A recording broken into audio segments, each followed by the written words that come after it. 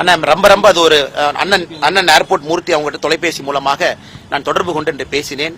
என்னுடைய வருத்தங்களையும் நான் தெரிவித்தேன். எப்படிப்பட்ட ஒரு தமிழகத்துல டிஜிபியினுடைய அலுவலகத்தினுடைய வாசல்ல ஒரு 4-5 விஷம கிருமிகள் ஒரு கட்சியினுடைய பெயரை தலைவருடைய பெயரை சொல்லி செருப்பெடுத்து அவர் அடிக்க வர்றாங்கன்னா தமிழகத்துல சட்டம் ஒழுங்கு எங்க இருக்கு?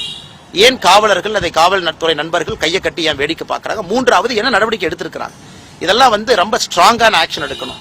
அங்க மூர்த்தி அவர்கள் போனதை இன்னொருத்தருக்கு பாதுகாப்பு கேட்டு கடைசியில மூர்த்தி அவர்களுக்கே பாதுகாப்பு கேட்டு உள்ள அனுப்பிட்டாங்க. மூர்த்தி அவங்க போனதை எதுக்குன்னா இன்னொருத்தருக்கு பாதுகாப்பு கேட்டு இவங்க அந்த மாதிரி தாக்குறாங்க. இப்ப மூர்த்தி அவர்களுக்கு பாதுகாப்பு கேட்டு மறுபடியும் உள்ள போயிருக்கிறார்.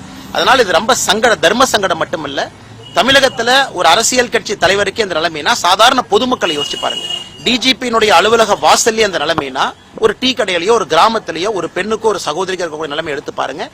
இது முதலமைச்சர் நேரடியா தலையிடணும். இது கமிஷனர் தலையிடுறாங்க, இன்ஸ்பெக்டர் தலையிடுறாங்க தாண்டி முதலமைச்சர் நேரடியாக தலையிட்டு இதற்கு ஒரு முற்றுப்புள்ளி வைக்கணும். கூட்டணி கட்சி பேரை சொல்லி போனாங்க, அண்ணன் திருமாவளவன் அவங்க பேரை சொல்லி போனாங்க, 4 விஷக்கிருமிகள் போனாங்கன்னா அவங்க ஆளுங்கட்சியினுடைய அதிகாரத்தில் நாம் இருக்கிறோம் அப்படிங்கிற நம்பிக்கையில தான் அவங்க போயிருக்கிறாங்க.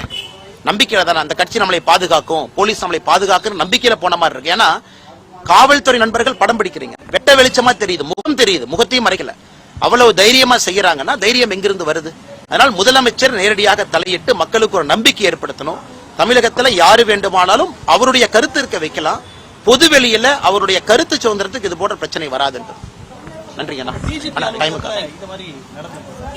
ரொம்ப மோசமான உதாரணம் மட்டுமல்ல, இது தமிழகத்தினுடைய சட்டம் ஒழுங்கையே கேள்விக்குறியாக்குது.